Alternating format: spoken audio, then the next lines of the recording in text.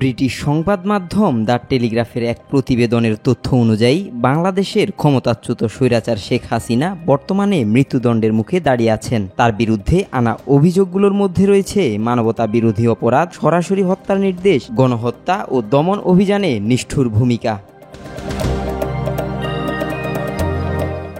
প্রতিবেদনে বলা হয়, ৭৮ বছর বয়সী শেখ হাসিনা, যিনি যুক্তরাজ্যের লেবার পার্টির এমপি টিউলিপ সিদ্দিকের খালা, বর্তমানে বাংলাদেশের আন্তর্জাতিক অপরাধ ট্রাইব্যুনালে বিচারাধীন। তার বিরুদ্ধে অভিযোগ, তিনি নিরাপত্তা বাহিনীকে প্রাণঘাতী অস্ত্র ব্যবহার করে বিক্ষোভকারীদের দমন করতে সরাসরি নির্দেশ দেন, যার ফলে প্রায় ১,৪০০ জন নিহত হন। প্রসিকিউশন জানিয়েছে, শেখ হাসিনার আদেশেই নিহতদের লাশ পুড়িয়ে ফেলা হয়, আহতদের চিকিৎসা থেকে বঞ্চিত করা হয় এবং হেলিকপ্টার ও ড্রোন ব্যবহার করে হামলা চালানো হয়। অভিযোগ প্রমাণে phone record, audio, video clip ও প্রত্যক্ষদর্শীর জবানবন্দি আদালতে উপস্থাপন করা হয়েছে। প্রসিকিউটর ময়নুল করিম বলেন, সন্দেহাতীতভাবে প্রমাণ করতে পারব যে শেখ হাসিনা মৃত্যুদণ্ডের যোগ্য। তার সরাসরি আদেশেই এসব হত্যাকাণ্ড সংঘটিত হয়েছে। এর আগে সাবেক পুলিশ প্রধান চৌধুরী আবদুল্লাহ আল মামুন গ্রেপ্তার হয়ে স্বীকার করেছেন, শেখ হাসিনার নির্দেশেই তিনি বিক্ষোভকারীদের উপর প্রাণঘাতী অস্ত্র ও হেলিকপ্টার হামলা চালান। প্রধান প্রসিকিউটর তাজুল ইসলাম আদালতে বলেন, তিনি ১,৪০০ মৃত্যুদণ্ডের যোগ্য।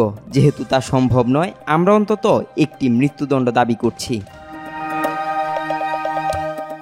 জাতিসংঘ মানবাধিকার সংস্থার হিসাব অনুযায়ী ২০২৪ সালের জুলাই মাসের গণঅভ্যুত্থানে প্রায় ১,৪০০ জন নিহত হন। আন্দোলনের সূত্রপাত হয় মুক্তিযোদ্ধা কোটার বিরুদ্ধে ছাত্র আন্দোলন থেকে, যা দ্রুত সরকার বিরোধী গণবিপ্লবে রূপ নেয়। ৫ আগস্ট ২০২৪ ছাত্র জনতার গণঅভ্যুত্থানের মুখে শেখ হাসিনা হেলিকপ্টারে করে দেশ ত্যাগ করেন, আর কিছুক্ষণের মধ্যেই বিক্ষোভকারীরা তার সরকারি বাসভবনে প্রবেশ করে।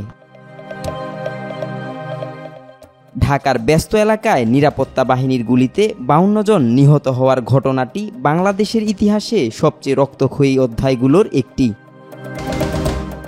তার শাসনামলে অভিযোগ ওঠে ভোট কারচুপি, গুম, বিচার বহির্ভূত হত্যা, নির্যাতন এবং রাজনৈতিক বন্দিত্বের, এমনকি শিশুদের গুমের ঘটনাও অন্তর্ভুক্ত ছিল। বর্তমানে শেখ হাসিনা ও সাবেক স্বরাষ্ট্রমন্ত্রী আসাদুজ্জামান খানের বিরুদ্ধে গ্রেপ্তারি পরোয়ানা জারি হয়েছে। তারা এখন ভারতে অবস্থান করছে। অন্যদিকে শেখ হাসিনার পক্ষে আইনজীবীরা দাবি করেছেন, বিক্ষোভকারীদের সহিংস হামলার জবাবে বাধ্য হয়েই পুলিশ গুলি চালায়। শেখ হাসিনা সব অভিযোগ অস্বীকার করেছেন। তিনি বলেন, এগুলো রাজনৈতিক উদ্দেশ্য প্রণোদিত। তবে আদালত ইতিমধ্যেই তাকে আদালত অবমাননার দায়ে ৬ মাসের কারাদণ্ডে দণ্ডিত করেছে এবং দুর্নীতির মামলাও চলমান রয়েছে। চূড়ান্ত রায় নভেম্বরের মধ্যভাগে ঘোষণা করা হতে পারে, যেখানে অভিযোগ প্রমাণিত হলে শেখ হাসিনার সম্পত্তি বাজেয়াপ্ত ও নিলামে বিক্রির প্রক্রিয়া শুরু হবে বলে জানা গেছে, যা ক্ষতিগ্রস্তদের মধ্যে বণ্টন করা হবে। এদিকে শেখ হাসিনার ভাগ্নে ব্রিটিশ এমপি টিউলিপ সিদ্দিকও বাংলাদেশে অনুপস্থিত অবস্থায় বিচারাধীন। তার বিরুদ্ধে অভিযোগ, তিনি তার খালার প্রভাব ব্যবহার করে জমির প্লট বরাদ্দে দুর্নীতি করেছেন, যদিও তিনি অভিযোগ অস্বীকার করেছেন।